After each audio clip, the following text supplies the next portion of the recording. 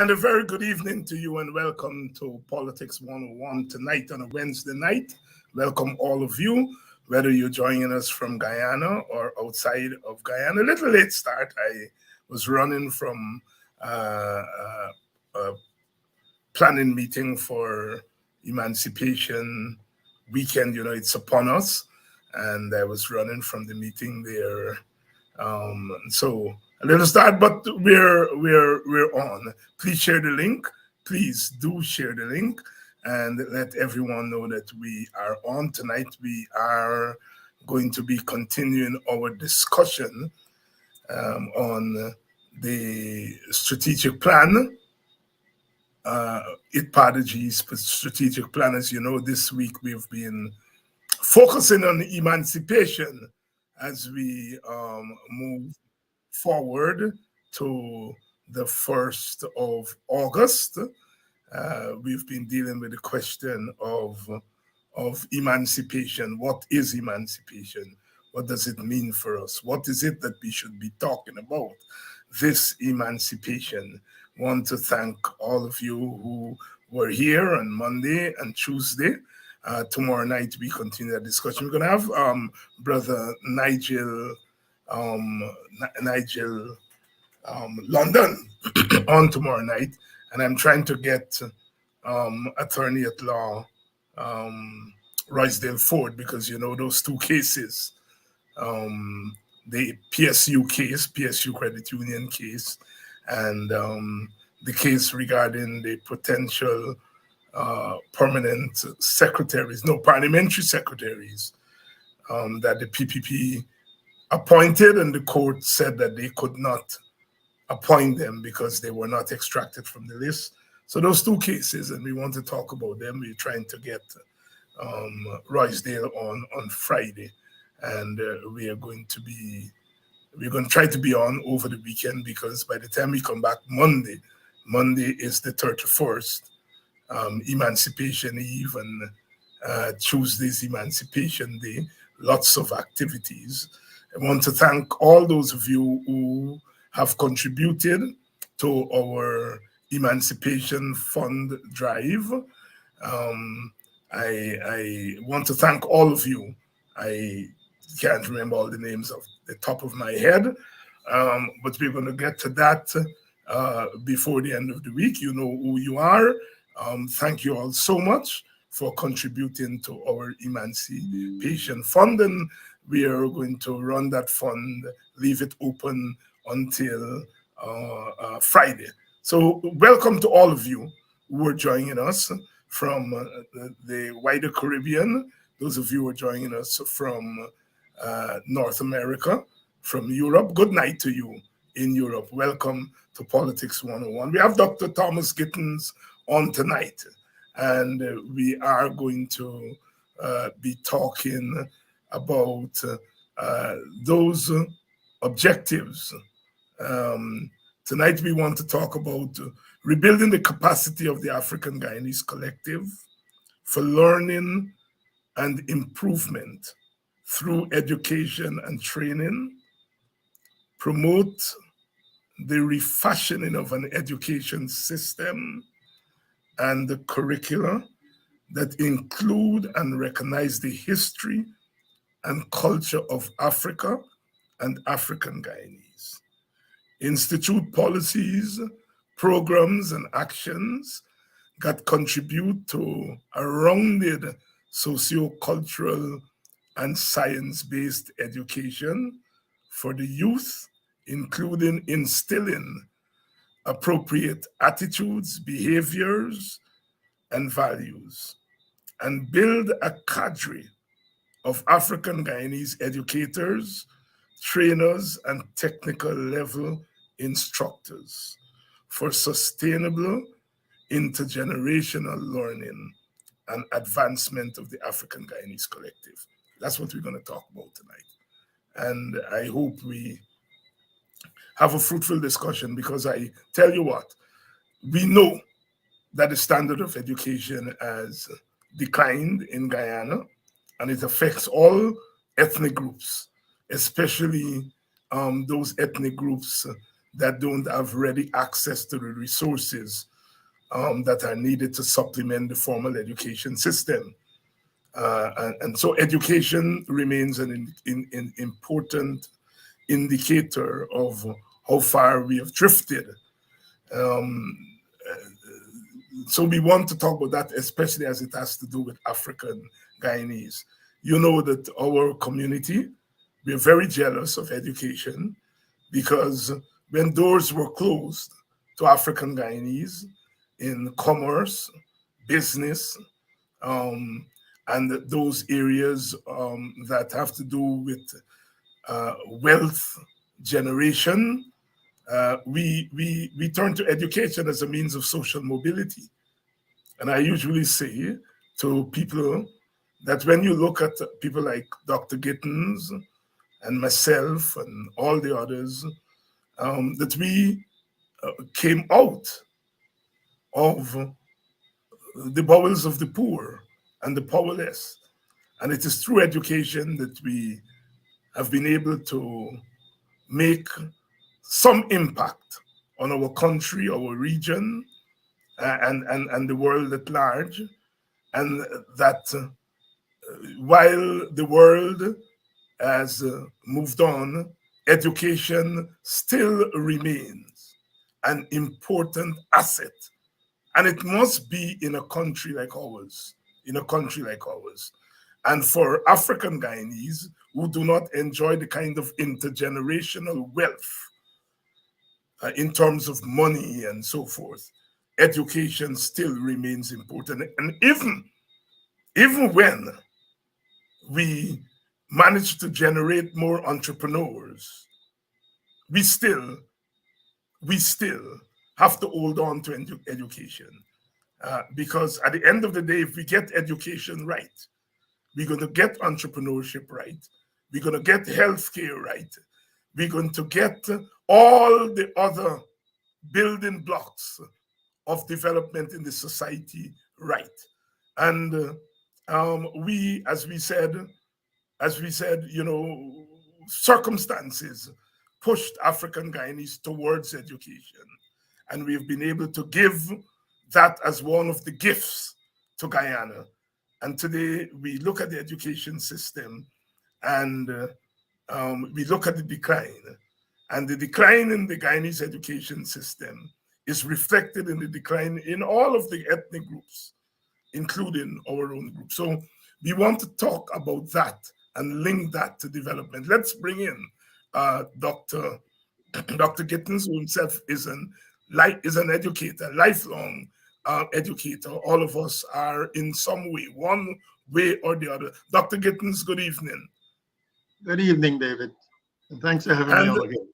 thanks. And before we get into the objective that I read there, that has to do with education and training and so forth, I want you to reflect for our audience on your own journey as an educator. I told tales out of school the first time you came on that you taught me at the University of Guyana way back in 1985 when I was in UG. You taught me political science and you were teaching long before I got to UG. Walk us through your own journey and what education was able to do for you, because I rather suspect, like all of us, you came from that place where were it not for education, we may not have been on this, what the Americans call the bully pulpit today. Over to you. Okay, thank you. Good evening again, David. Good evening to our audience out there. And it's great to be with you once again. Now, David has asked me to delve a little bit into my past. I, I should note that I'm getting on in years, though not in age, let's put it that way.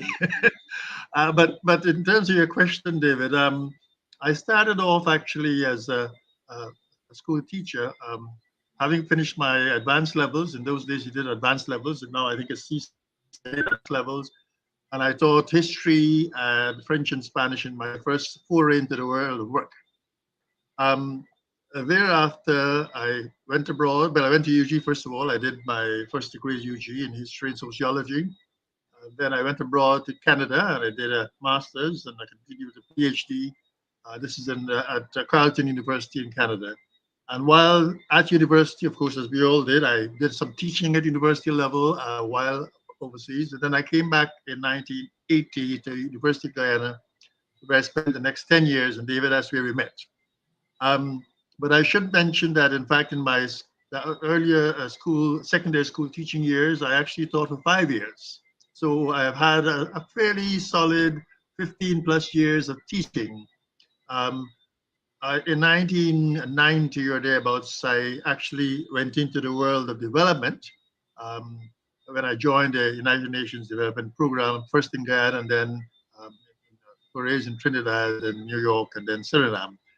But it was still a bit of teaching there because, in a sense, a number of the programs we did at UNDP at that time had to do with education and training. So I never really left the field, so to speak. I just played a different role in the latter part of my life, in my professional life. So, frankly, your other question in terms of what education has done for me, it certainly has, as you quite rightly said, David, opened up lots of doors. Um, I don't want to get into the whole, if you will, saga, shall we say, but I should note that my parents and my siblings, I'm the last of nine, my parents and my siblings were very keen that I should progress in the world um, in academic life. I remember that my brothers and sisters made a contribution to my remaining in school and continuing on advanced levels. And even when I was abroad at university, they'll have to pay for my printing of typing my theses and my papers and so on and so on. They were always very encouraging, and that's something I try to do in turn, in a sense, giving back with my own children and of course with others around me, because clearly education, as you quite rightly said, is key. The mobility is key to self-actualization, is key to everything that we want to do. I remember we had that discussion last week as to which was primary, whether it is economy that was primary. I hesitated a little bit because even though I said, well, in Marxist terms, the material basis, it's also, and David, I'm going to get a little philosophical now. Gramsci talked about hegemony. And hegemony is Yes. where culture and other forms of social organization and social learning and social domination take place. So it's not only the economic. Education is very important as far as forming that superstructure of society and, of course, helping to reproduce the elements of society, including the culture. So there you go. So a little confusing, but let's not get bogged down with Yes, that. but no, it's the story that all of us tell. The story that all of us tell. As you said, the family was very critical in terms of your own education. I remember when I was going on to do my masters, and we didn't have money, and I remember one of my sisters, my sister that followed me. She is a braider. She did hair out of her apartment, and she said to me, my brother, go on and get the fullest education you can get. If I have to plait here until my fingers sore, I'm going to help you. She was younger than me. And often that story about the family and how the family helped us to get where we are is not told, because people talk about the dislocation of the African Guyanese family. But you and I and others can tell the story about what the family did for us, uh, Dr. Gittens. Yeah. And we shouldn't forget that, and I think we should also spread that message as widely as possible. It's one way of in fact, returning the family and family structure to its rightful place as a means or as part of the process of bringing up the future generations and in fact instilling in them the kinds of values, etc., that we find that we think that rather that are appropriate if not useful. Yes, Dr. Gittens here. And one of these days we have to talk about the African Guyanese family, because I think it's an institution that has been misunderstood and misrepresented, even by some African Guyanese scholars. But I tell you that that extended family, has been so critical in getting, I would say, most of us to where we are today. Even when they didn't have money to contribute, the fact that we knew that they were there was so important. And the African Guyanese family, mostly led by women as head of the household, and even when they were mothers and fathers in the family, women, the mothers, still took the lead in holding the family today. Don't forget the grandmothers too. The And grandmothers the played a grandmothers, very critical role. and the grandmothers, and the grandmothers, In fact, and sometimes more so. I remember my own family structure. My grandmother, my maternal grandmother, was indeed the matriarch of the family. My grandfather sat down quietly and he did, what he had to do. But my grandmother was the leader, the organizer, and discipliner. yes, yes. In my case, my auntie, as we call her, she in very graphic terms made it very clear that if she had to wear one underwear so that I would go to school, she will do it. Of course, she didn't put it so nicely. The language was Indeed, much more colorful, indeed. yeah, very clear about the importance of education. Indeed. So that's what we're going to talk about tonight, Dr. Gittens, and we are joined by Sister Olive Sampson. Olive, we've been talking here about the role of education and the family in terms of social mobility. People see you, they see Dr. Gittens, they see myself, and they see the finished product. But Yeah. what went in to all of that is sacrifices of the family. And we were making the point that the families, the Black family, has not been properly represented in terms of its impact in holding our community together and certainly contributing to what we now call upward mobility. Your comments? Yeah. Well, forgive the lighting. I'm going to adjust that in a bit.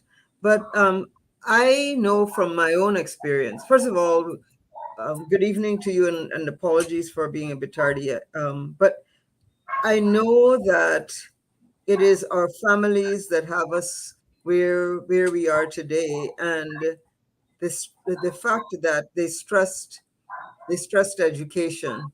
They stressed education above all else as a path forward.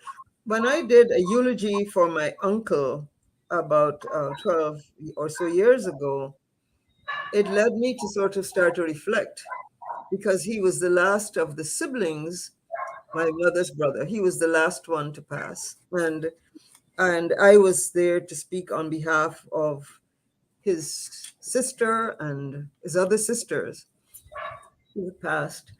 And I reflected on the fact that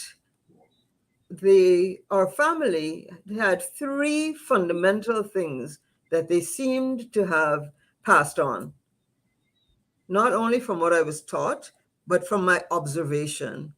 And that is one, through the fact that they were founder members of the Freedom Congregational Church in Stewartville in 1846.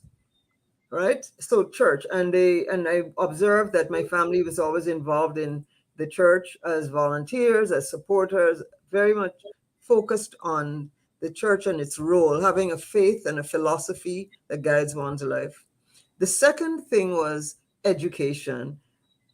The fact that it was stressed in the family and all the sacrifices that were made. I am told that my great grandmother made chocolate. She made and sold chocolate, and she did laundry so that her son could go to, who would have been my great grandfather. My grandfather went to Wesleyan a high school and ultimately became a headmaster in his early 20s. But that came out of her washing clothes and making chocolate, right? And so those were it. And the other thing was to really cherish the land that they had purchased, to cherish it and to hold onto it at all costs. right? And that land came through the purchase of Stuartville when our emancipated ancestors pooled. I'm not sure whether Stuartville was a cooperatively purchased village or individual proprietorships, but that is what they drummed into our heads. This was blood, sweat, and tears. This is your heritage from slavery, and don't forget it. So yes, education was critical. It's sacrificial in many ways for us, and still is, and still is. It still is. We observe that with Ipadaji when we are, and I don't want to jump the gun on Dr. Gittens' comments, but the number of persons who are struggling to do CXC and all the efforts they do to get the fees and pay for the exam and working and pay, it's an incredible struggle, and I applaud everyone who is doing that, and I encourage everybody to keep it up and never give it up. Don't be dissuaded. Don't let anyone put you off your course, because it's the foundation that we need. I hope I didn't take your conversation in a different No, direction. no, no, no, no, no. It's very important. It's very important. We get in there. I like to tell. I like these stories because sometimes people think that our people they don't have manners. They don't this. They don't that. We beat up on ourselves. There's a young lady from my village. She called me. She said she has a young son. He's doing well in school and his academics are good and he plays sport and the school is going overseas, taking them overseas as part of a basketball team. And she went to the primary school to ask the teachers for donations. And one of the teachers suggested that she get in touch with me because I went to the same primary school. She got in touch with me and, I made my donation. And, this morning she sent me the pictures with a little boy well dressed, going to the airport. She said he left this morning and she sent those pictures. And you hear sometimes that, people don't get manners, they don't this. And I can tell you that I am amazed that in the midst of all of this, parents who themselves didn't get a chance to do so well at school are rooting for their children. But more than that, the way in which they say thanks. I walk my village and not a man, woman, or child would pass me without saying good afternoon, good night, even if they don't know my name. And I am saying sometimes we beat up too much on our people. We still hold on to some of those virtues. Dr. Gittens, education, talk to us about how that fits in to the Ipadaji plan.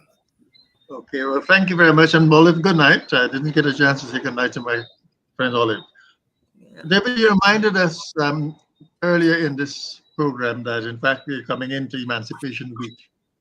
And I think it's important to note, to recognize that education played a very critical, very important role in our early villages. Indeed, as we all know, after the end of slavery, the formerly enslaved pooled their resources, bought abandoned plantations at great costs, etc., etc. And one of the first things they did was to establish or to put aside a piece of land for a church and a school. And that was the beginning of the, as it were, because they came to that space, shall we say, unlettered. I mean, they did not have the opportunity to go to school as persons who were enslaved. You all know that history. But then they recognized the importance of education. And so they set aside that spot, that piece of land, the villages they bought, for the church and the school. And that, of course, is part of the legacy of our ancestors coming out of slavery, coming out of the period of enslavement, I should say, and into the world of persons with a mind of their own, with agency, with an understanding of what they needed to do to take themselves and their offspring forward. Education, very critical. And of course, as we all know, of the first teachers, especially not first teachers, but in the post-emancipation period, it was the persons of African descent, who came out of the plantation system, who within the villages became teachers and in the settlements became teachers. And those are the first ones who, in fact, occupied that space as teachers up to quite recently. The history of the teaching profession in then British Guyana and then Guyana is one of the history of African Guyanese and their contribution to education. So I just wanted to make those comments as a prelude to going into the strategic objective 3.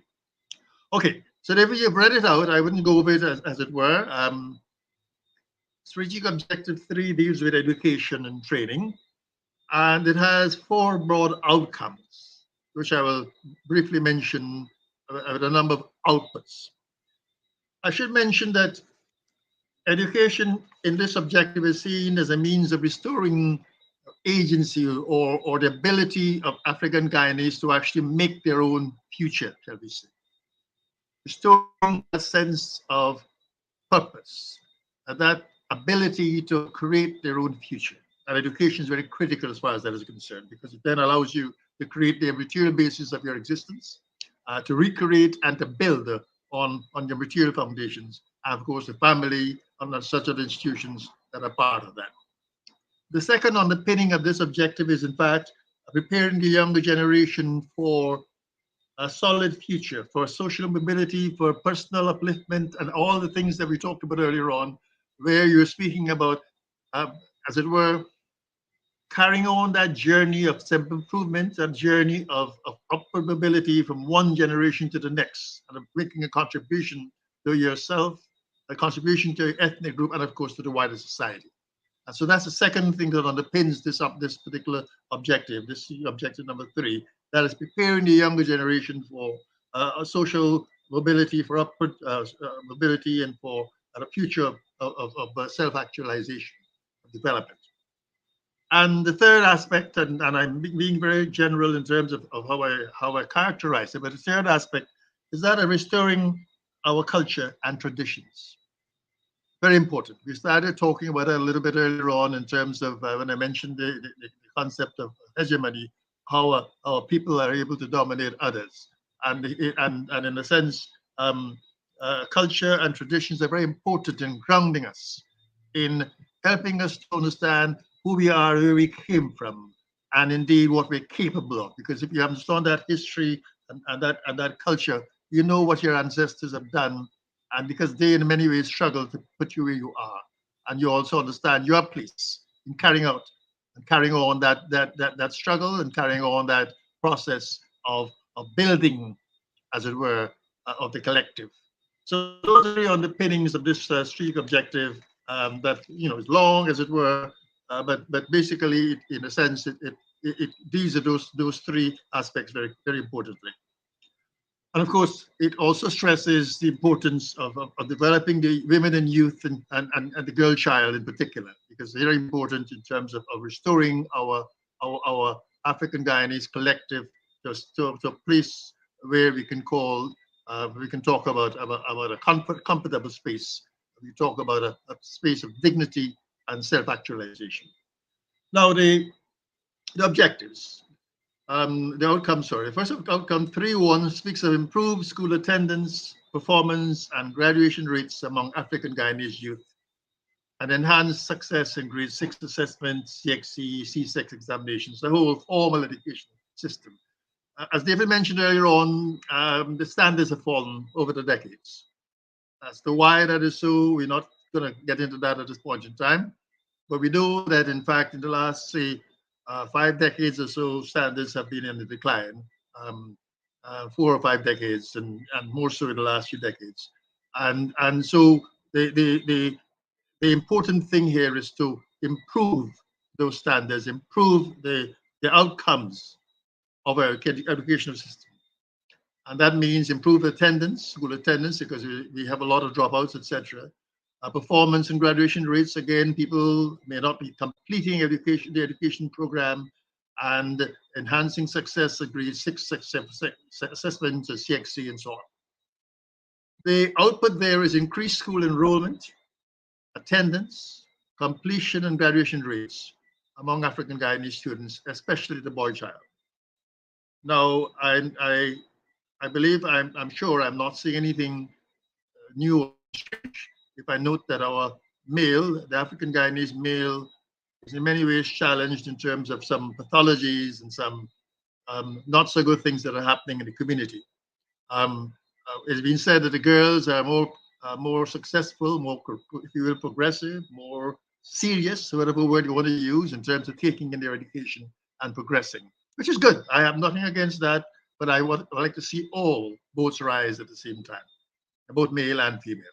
So that output speaks of increasing school enrollment, attendance, completion, and graduation rates among African Guyanese students, especially the boy child.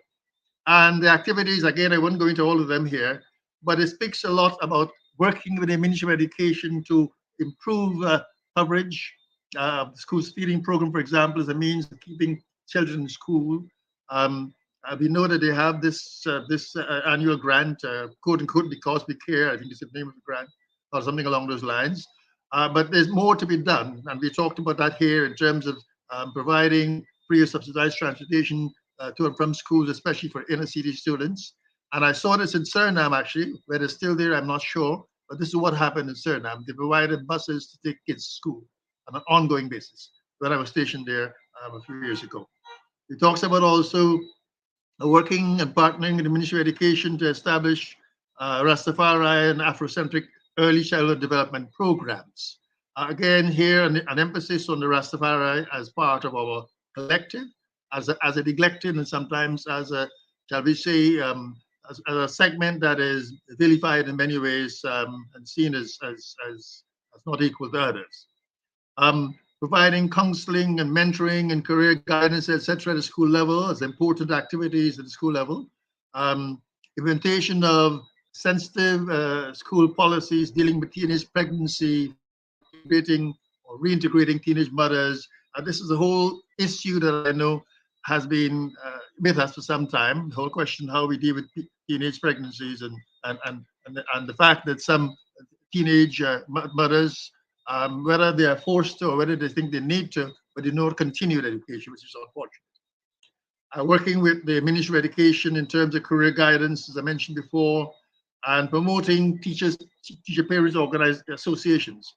One of the things that I know that was very critical in the early days was the importance of the Parent Teachers Association as a means of parents in particular becoming involved in their children's education and ensuring that their children got the appropriate education, ensuring that in fact that there was appropriate attention to their children, and the fact that parents in those days were very involved in the PTA meant that the students or the children knew that the parents were watching them, quote unquote. Not that I wants the police, but the children got to understand that the parents are serious about education, and in turn, the children also understood that they needed to be serious about their education. So the PTA very important in terms of, as it were, having community ownership of the education process and the outcomes of the education system. So that was the first outcome on the strategic objective 1 that dealt with the school system and improving standards, etc. Outcome 3.2, that's the second outcome rather on the education, reads as follows: African Guyanese school children and the young adults, including young girls, provided with a well-rounded education and is instilled with appropriate values of respect for parents and elders, love for self and community, and dedication to moral and social upliftment. This is where we talked about the value systems that in fact education should be instilled in our youth.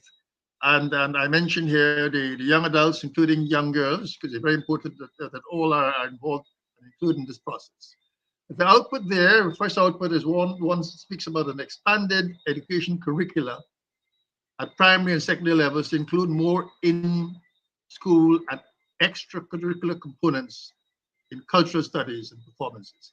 The importance of culture, in this case, the African Guyanese culture, being instilled at a level of the school education system.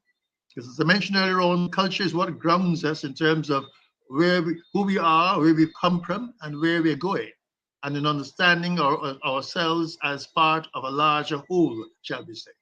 And in a sense, with the absence or with the, shall we say, the assault on culture. I mean, as we all know, during the period of slavery, our enslavement, our African ancestors were robbed of the culture that they practiced and that they enjoyed and that held them together in the native Africa. That was taken from us, from our ancestors.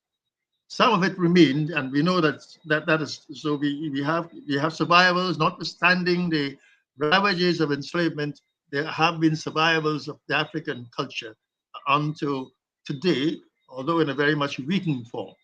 What this particular output speaks about is using the educational system to, as it were, and the curricula at the primary and secondary levels to include more in-school and extracurricular components in cultural studies and performances. And here we talked about, I mean, in terms of the activities, again, I wouldn't go into all the details. We talked about inclusion of more in-depth cultural studies, including African Guyanese history in the school curricula.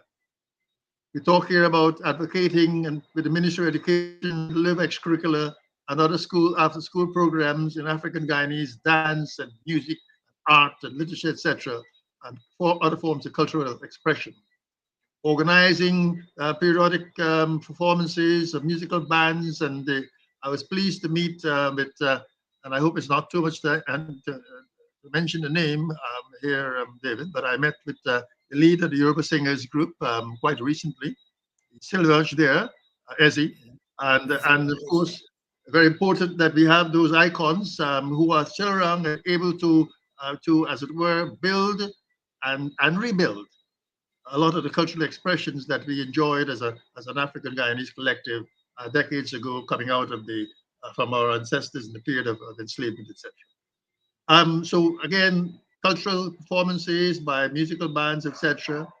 Dance troupes, including compa and masquerade bands. I mean, I'm not sure when last we heard about compa. Certainly, I know at Christmas time you see the young kids, the young boys in particular, and girls around the street corners in those little bands. I mean, those are in many ways a far cry from what was before, but at least it's survival. And we need to build on those kinds of things. And as we all know, masquerade band dancing is an art form. It's not something you just go out on the road and do. In fact, if it's done well, it is a joy to behold, shall we say. I remember the days of Mother Sally. David, you might be too young for that one. Oh, no, I remember Bam Bam Sally. Indeed. So those are all Sally with the big Bam Bam. Indeed. And those are all legitimate expressions of our African Guyanese culture that came out of the period of enslavement into the period of freedom and development of African Guyanese villages and communities, etc., etc. And we need to go back and restore those and build on them. This also talks about organizing inter-school and inter-school competitions in dance and music, etc., as a means of actually building that esprit and of helping our sisters and young sisters and brothers from other communities to know each other and to understand each other. The whole inter-school, inter-county or inter-regional or what have you, sports and other competitions very critical in that regard. And all this talks about partnering, talks about the promotion of Guyanese villages, experiencing villages and communities in the PTAs and so on, and working to improve content, quality, and delivery of education at that community level. It's very important. That was the second outcome and the output. The second, I tell you what, I'll give you a little pause so you can catch your breath there. Let's bring in Sister Olive. Olive, you heard the outcomes there while Theo is taking a breather. Give us a kind of Ipadaji overall perspective on those outcomes that he talked about there. You're muted. I think you're muted. Yeah. Great. Thank you, David. So you talked there about education, and you will notice that a lot of what Theo spoke to had to do with our advocacy, advocating with the Ministry of Education, advocating with government. We began that process, I'm happy to say. We began that process in the last, under the last government. We met with the Minister of Education to lay out what exists in our strategic plan, and trying to begin a path to find ways on how we work with the Ministry of Education to address the issues and to address these objectives. One of the things that I really want to stress here is that in working with the Ministry of Education to achieve the outcomes, the outputs that Dr. Gittens spoke of, that Theo spoke of, we are clear, and I want the audience to be clear, that these are improvements for every single child in Guyana. Mhm. This is not about people of African descent only. Every single policy change for an improvement in the education system will affect everyone and will affect our entire economy, because to the degree that we have an education system that truly educates, that it truly prepares people for the workplace, then our economy is stronger. And so I just want to make that abundantly clear, that our advocacy does not focus on just siphon off our children into some separate space and do this for them. But here are things that are important for our entire system. What are Dedipadaji? Other than our advocacy, we have done quite a few things with respect to education. First of all, we were able since 2018 to provide a few scholarships to persons who were going on to tertiary education, and actually postgraduate education, mostly for students who are going to law school, and also persons who were following up, completing studies in medicine overseas, and as you know, the law school in Trinidad. We also provided assistance, some persons who would come in and show that, I've been paying school fees to do my CXC. I don't have the means to pay the fees for the exams. Can you help? We have found ways to provide some assistance. In addition to that, we have supported 2 night schools, one in Sophia and the other at Kildonan on the Corentyne coast. Each of these night schools provides opportunities together for about 120 students each year to take at least 5 subjects at CXC. They don't pay tuition. They do have to pay the fees to take the exam. And we have supported those schools. Unfortunately, with our subvention being gone, our support for them has not been as regular as we had been in the past, where we made monthly payments for stipends to the teachers, because they don't get full salaries, they get stipends to cover some of the expenses, obviously, that a teacher would have, transportation and so on. So they do get a stipend, and we have been doing that. So we've been raising money since we've lost the subvention to keep these night schools going. I know that persons, and I want to thank the teachers who have continued to do this work in spite of the fact that they are not getting regular payments. They've shown that commitment to our young people and to their communities. And I want to point out that not everyone in the night schools are for people who've decided they're going to take the opportunity to go back to school. They've had things happen in their lives that they didn't finish in high school, and they're going back. And some of the persons we've had, although most people are between 19 and mid-30s, but we've had a few people in their 40s who have stopped and said they're going back. And there are great stories of persons completing that and going to UG, completing that and going off and doing some other kind of training. So the night schools, we will continue to support those night schools because they're critical, and we'd really like to see ourselves expanding and providing another community with the same opportunity.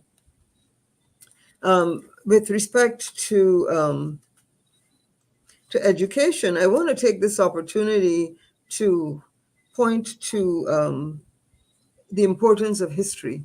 We spoke in a second meeting under this administration.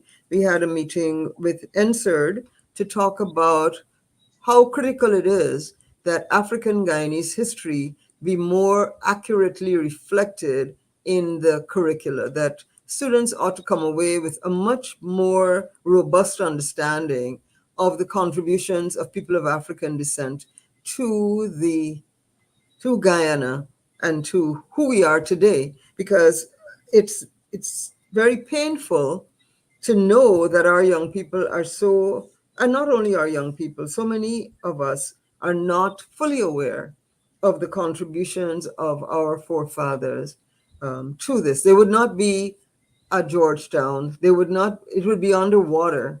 There would not be any of the villages, including yours, David, along the East Coast, had it not been for the fact that our enslaved ancestors came here and they didn't just step on to start plowing a field. There were no fields. There was nothing but swamp, snakes, and water. And they built that coastline.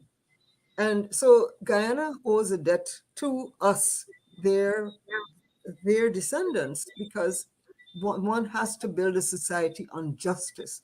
You cannot build a society that has as its foundation injustice and the destruction of a people. And so in teaching the history, it is important for our young people and for all Guyanese to understand how we are, how we got to where we are, right? And to keep the demand up for a fair society, a just society. Any just society has got to go back to its roots to establish justice. And so I wanted to make that point.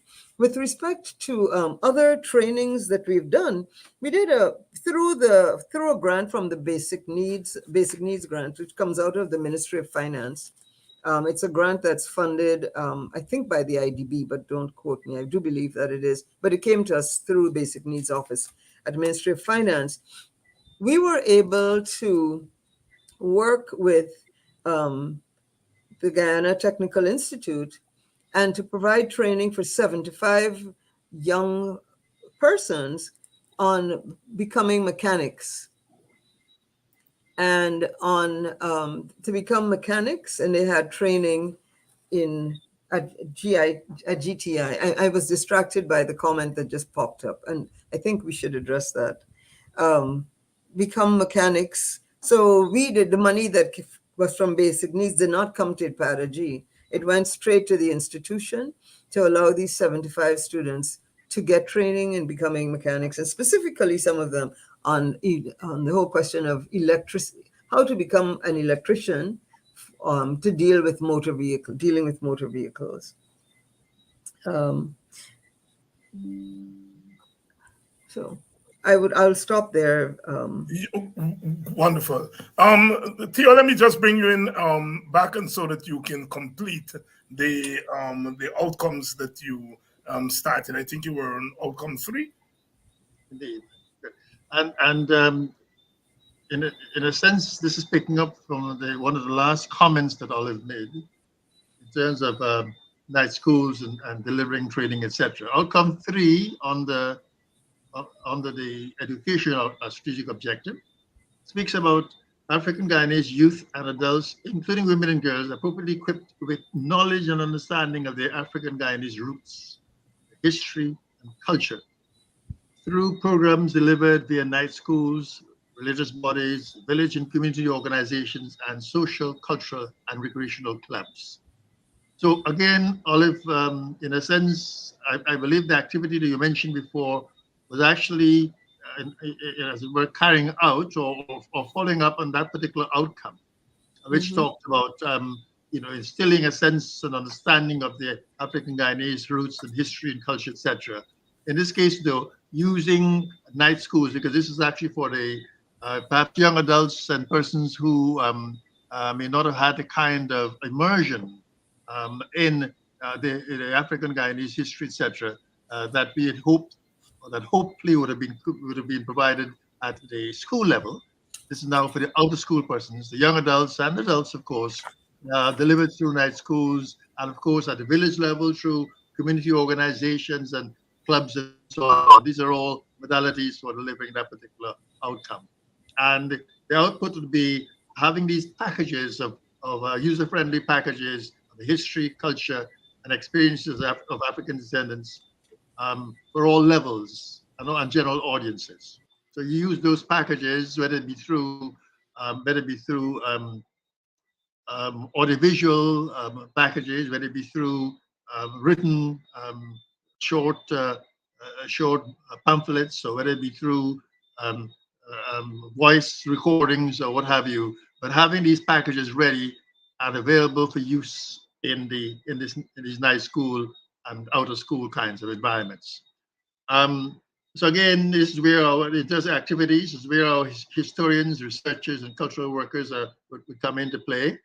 Again, organized via IPADG and other organizations or on their own to deliver that kind of information and knowledge.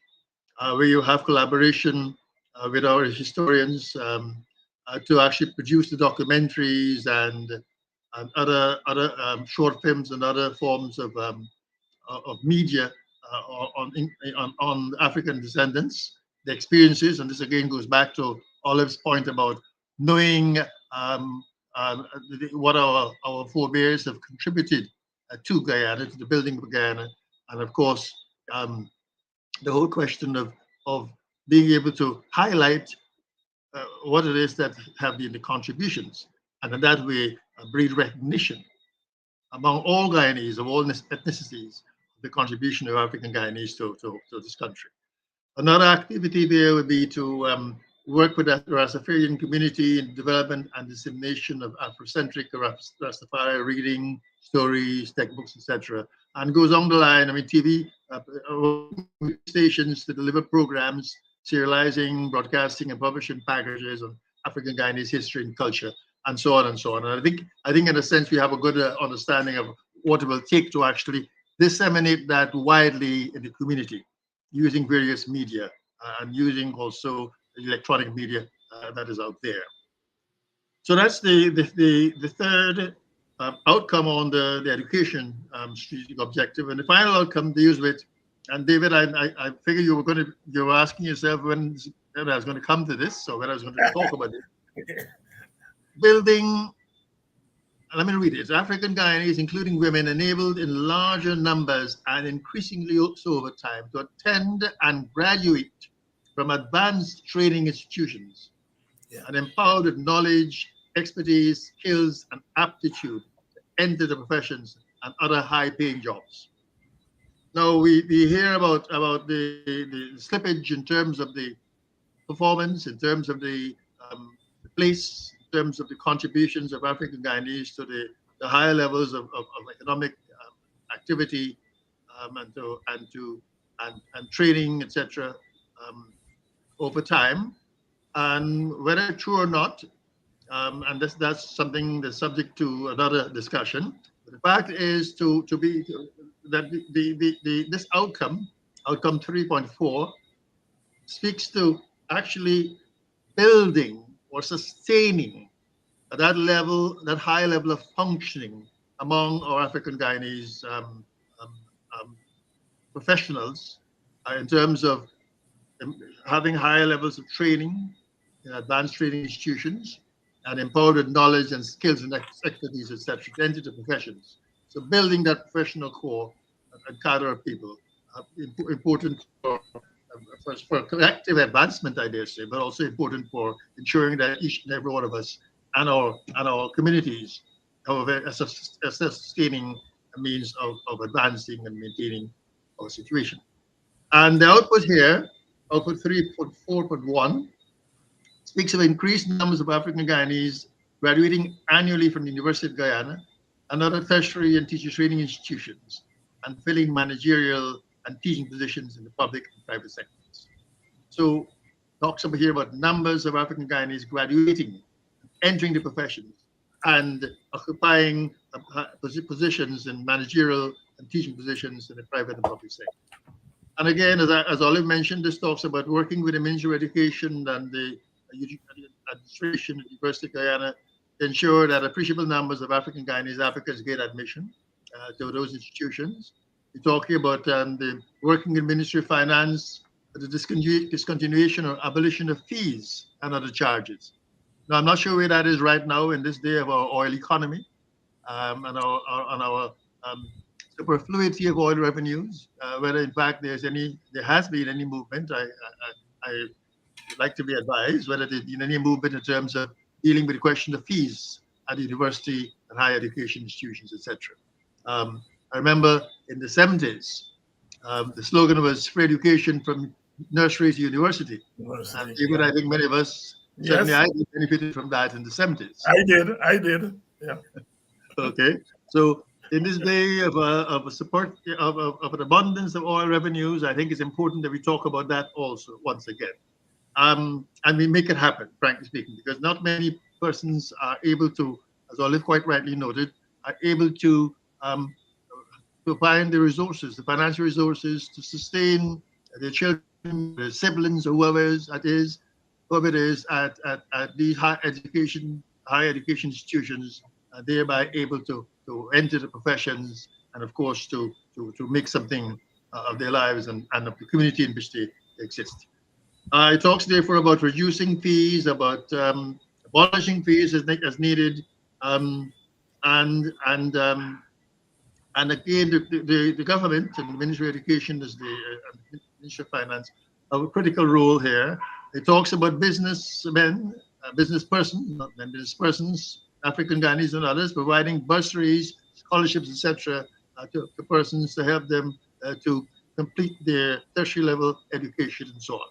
I know this has been happening in a modest way, and I think Olivier talked about it earlier on, of working with institutions and businesses to actually support persons going to these high institutions. And again, this particular output and the activities here speak to that in a very critical way. We need to support our young, aspiring, and able professionals to actually graduate and enter the professions in larger numbers. So that's that's output 341. And there's another output I have here, David, that speaks about increased numbers of African Guyanese qualifying annually. Yes. Qualifying annually in disciplines such as medicine, law, engineering, accounting, and other high-paying professions, and giving back to the communities and serving as role models. Very critical. This is how we're going to advance as a community, as a collective, where those among us who are able to while stepping up the ladder, so to speak, are able to offer a hand down to those who are still on the way up. And that way bring everyone up to the appropriate level. And education and training, especially higher education training, very critical in that process. So among the activities, you talk about working with the professional associations, Medical Council, Guyana Association of Professional Engineers, Bar Association, Criminal Lawyers Association, accountant bodies, architects, a whole range of professions to actually in establishing scholarships and bursaries for promising and well-deserving African Guyanese students. We talk about advocating and partnering in the Ministry of Education, legal affairs, etc., to ensure that people who wish to attend law school in Trinidad and Jamaica, and medical schools in Jamaica and Trinidad again, are able to do so because, of course, the costs are extremely high. And again, working with African Guyanese businesses, law firms, etc., to again support young professionals in securing their higher education qualifications in Guyana and abroad, and of course partnering with foreign-owned. And here we have not forgotten the need to work with, because you now have a huge number of foreign companies working and operating in Guyana and extracting great wealth. And it's time that they also give back. So this speaks about encouraging and partnering with established local and foreign-owned firms and conglomerates operating in Guyana, especially in oil and gas, and mineral extraction, construction, etc. Establish generous scholarship and bursary programs, equally and equitably available and accessible to promising and well-deserving African Guyanese students. So very critical that we have our business community, both the local and the foreign business community, playing its role in supporting the aspirations of our young African Guyanese to enter into professions and to acquire higher levels of skills, etc. To the extent that they do, that we all do, that helps not only the families and communities, but it helps the country. And so it's a win-win in that sense. And so instead of having then to import, and I don't want to get into the politics of the matter, but importing people from wherever as nurses or drivers or what have you, let's build on what we have here, and let's ensure that we're able to provide those skills. There will always be need to import skills, but certainly certain levels that we've been accustomed to providing over the decades, there's no reason why we should now find ourselves in a situation where we can no longer do that. But I rest at that point. And David, that was the last of the our strategic objective number 3, dealing with education.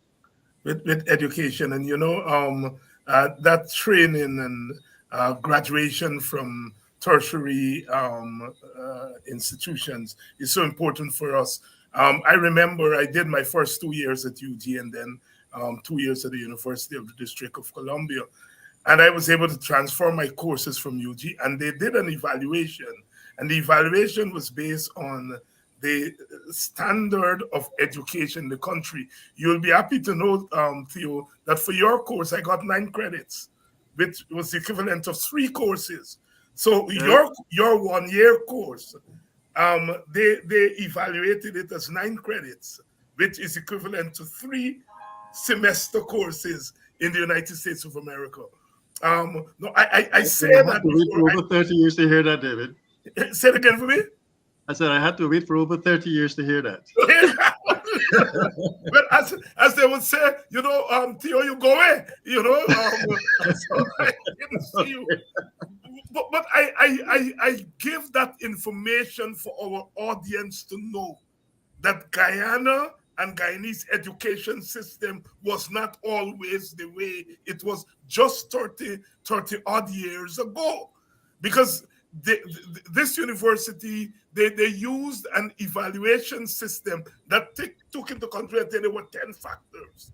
They looked at the country, its output, etc., the level of its faculty. I remember looking at the 10 things, and they were able to award a 1-year course 3 semester credits. And so for this audience and other audiences to know that our Guyana was not always what it is today in terms of education, and for all to know that another world is possible. And that's what IPADA-G is about. It's about restructuring our education system to meet the demands of the society, and where we can get back to the point where you can take a Guyanese transcript from the University of Guyana and be credited in a sense, because at a year or 2 semesters in America, it's worth 6 credit hours, right? But with the same 1-year course coming from Guyana, I got 9 credits. Yes. I can also share, David and Olive, that in fact, when I graduated from the University of Guyana in 1976, I was able to proceed to Canada on a full scholarship from Carleton University. Full meaning not only tuition, but also a stipend that allowed me to live reasonably comfortably. But it was on the basis of their assessment of my degree from UG, the quality of the instruction I received. And here I must give, again, as you've been sort of mentioning my name, David, I have to also mention Dr. who was one of my best lecturers I had at the University of Guyana, Sister Mary Noel, who's also very instructive in the kind of training I got in my first degree, and then my good friend, still my friend, Mr. Michael Paris, who did sociology and so on. Yes. So we certainly were able to, shall we say, use the quality education we got, and then be able to move on and to move outside of Guyana and to actually be able to progress even further based on the fact that what we got out of UG at that time was recognized for its excellent quality. Thank you very much, my brother, and thank you. As you said, you waited all these years. I'm saying thanks to you. No, Olive, where has Ipadaji been in relation to the other outcomes that Dr. Gittens talked about there? Yeah, I made some notes as you were speaking because there's so many things that with respect to education, because there are times when education and training are closely tied with, of course, with economic activity, because one receives training in some instances specifically for that purpose. And I'm reminded of a training program that we conducted. We gave a small grant to one of our member organizations in Kildonan on the Corentyne Coast. This organization really focuses on youth in the villages around Nerney, Kildonan, and the third village escapes me. But there's a high youth unemployment in those communities, and they came to us with a proposal to put together a training program, a classroom, 2 weeks in class on business development, on entrepreneurial skills. And what was, I think, unique about this and that really encouraged us to support it was the fact that the young people who came to the program had either just started a business or had a piece of land they wished to utilize for a particular business, or had a piece of land or had a business idea, and they had a mentor who was already in that business and was going to hold their hands following their training. And so we were able to graduate 12 young business persons coming out of that program.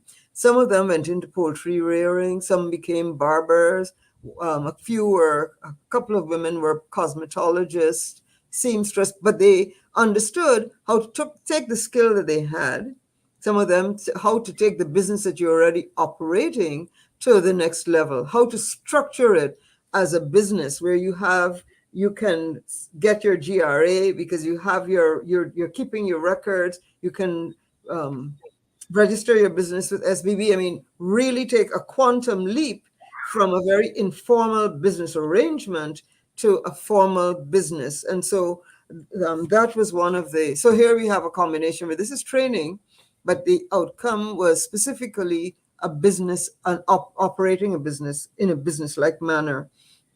And potentially, which is what we will talk about maybe another time, employment, providing other employment opportunities, not only for oneself, but for others in the community. I want to touch on one other thing that Theo talked about, and that is the preservation of culture, not only through the formal education system, but through public education and public engagement. And I want to draw attention to one of our member organizations that was the Buxton Friendship Museum, that captures the history of Buxton, but also the wider African Guyanese community. I encourage your listeners to go to that museum and to go to our Facebook page. They have an event coming up to celebrate emancipation, and there are tours of the museum. But they are a member of Ipadaji, and we support them. In fact, they were one of the recipients of a grant. We awarded grants in late July. People submitted proposals in June, July. We awarded grants. They would have been a grant recipient, except our subvention was pulled. And so as soon as we regain that subvention, they will get a grant to produce booklets so that that are written specifically for young people on history. So we support the museum, but we also finding ways to tell the story beyond those of who can go. Another important grantee, one of our sub-grantees last year, was the Guyana United Apostolic Mystical Council.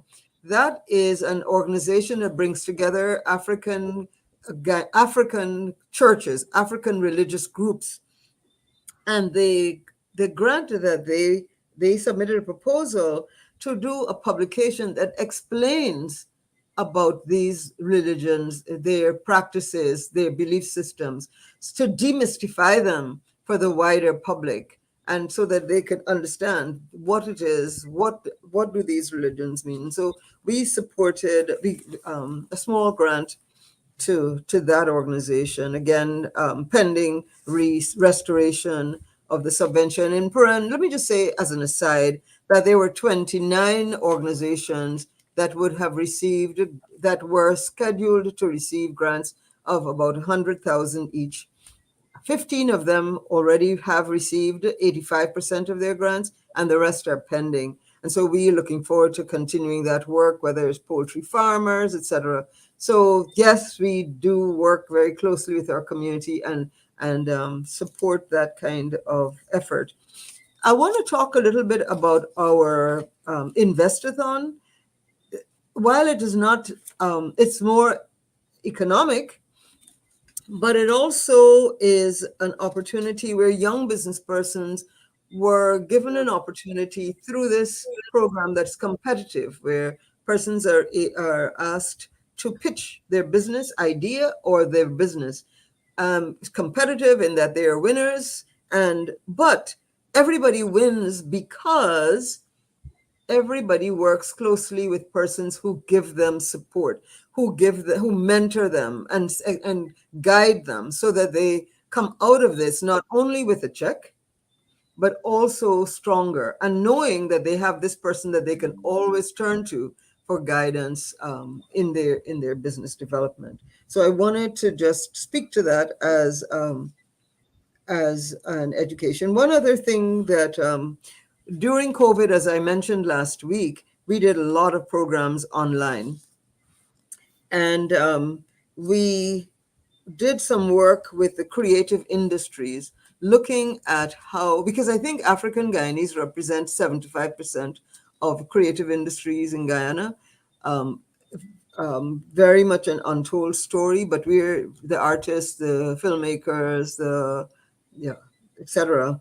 And finding how to convert those often sole, one-man operations and informal business arrangements into more viable formal arrangements that can be identified, and where their output can be easily identified, how much they contribute to our economy, and they can be tied closely into the tourist industry, so that people coming to Guyana are able to see and benefit from, and the creatives themselves benefit from the exposure.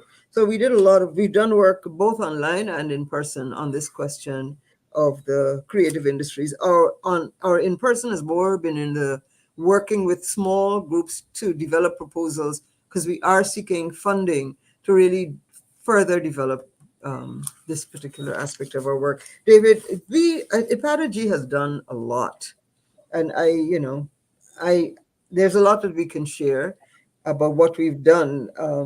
And so we really appreciate this opportunity that you have offered for us to talk about our work, particularly as we approach emancipation. I was reading something that former President Granger said recently, where he spoke about the fact that emancipation is an ongoing process, and it indeed is, because ever since emancipation, so many obstacles have been put deliberately in our path to keep us to prevent us from fully expressing our potential. And we have great potential in our community. It's very hard for anyone to snuff it out, and we won't allow that to happen. IPADG will continue to fight to exist, and to seek other ways of keeping our doors open and being of service to our community, and to keeping faithful to the strategic plan that people in our community articulated.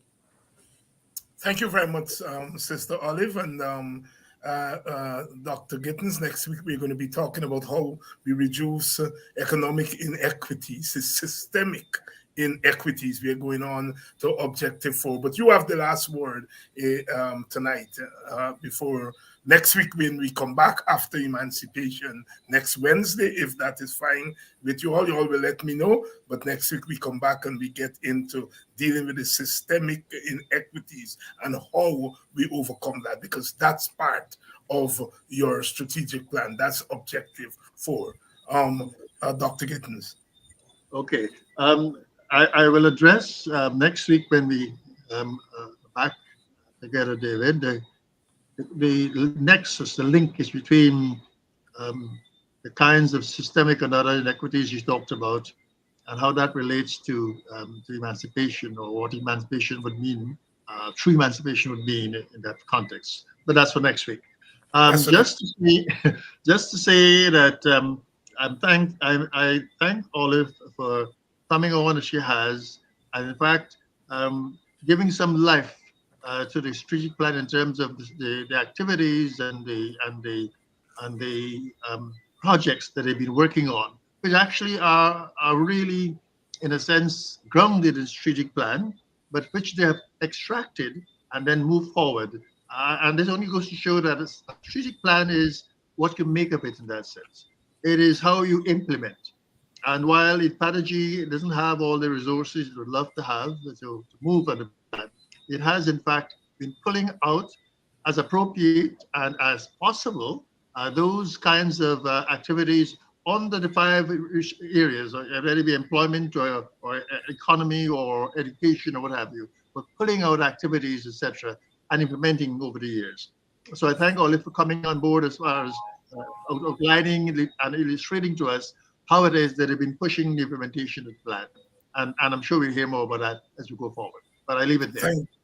Thank you very much. Thank you very much, Dr. Gittens. Thank you very much, Sister Olive. And I'll see you all next week when we continue this discussion of the strategic plan being put forward by Ipadagy. And as I have been touting it, the strategic plan for African Guyanese empowerment and development. See you all next week. Okay. Thank you, David. Thank you, David. And thanks to you all for staying with us. I think this comment by Diona, yourself and guests are truly capturing the attention of the viewers and listeners with all the relevant information being dispensed. We commend you. Please continue with the kind of discourse on as the need arises. I think that sums up what we have been trying to do, and it's good to get this kind of feedback. And it's good that on a program that is instant, that people can still settle down on a live program and really absorb what we are doing. And it's a collective effort because, the professional really getting their teeth into the issue and providing a document, a living document. And then we have the workers at Ipadagy giving life to that document. It's a collective work, and we in the African Guyanese community, that's one of the foundations. And in some regards, what you're also watching in motion is really 2 generations of scholars from our Guyana. My teacher, I was a student, and here we are, in a sense, interacting and really making real what our foreparents really wanted us to do. Education, education, education, knocking our heads. And here we are bringing that education to life. Guyana says, we the scholars, we take the people's experiences, we take them and what we call research, and we take them and we refine them, and we give them back to the people as political and economic and cultural nourishment. This is the Guyana thesis in action here, all right? We're in school, open walls, public scholarship, and our people who they say you have to break things down for, they're here. I so love you all. I so love you all. Until tomorrow night, we're going to have Pastor London on, And I think I have a couple of other guests, and we're going to continue this discussion. Emancipate yourself from mental slavery. None but ourselves can free our minds. Tomorrow night. Those were the words of who? Marcus Messiah Garvey. Put into song by Robert Nesta Marley.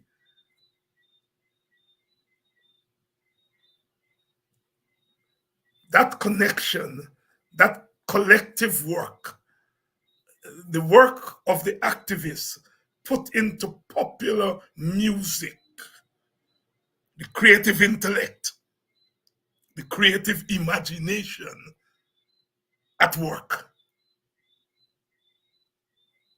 I love you all.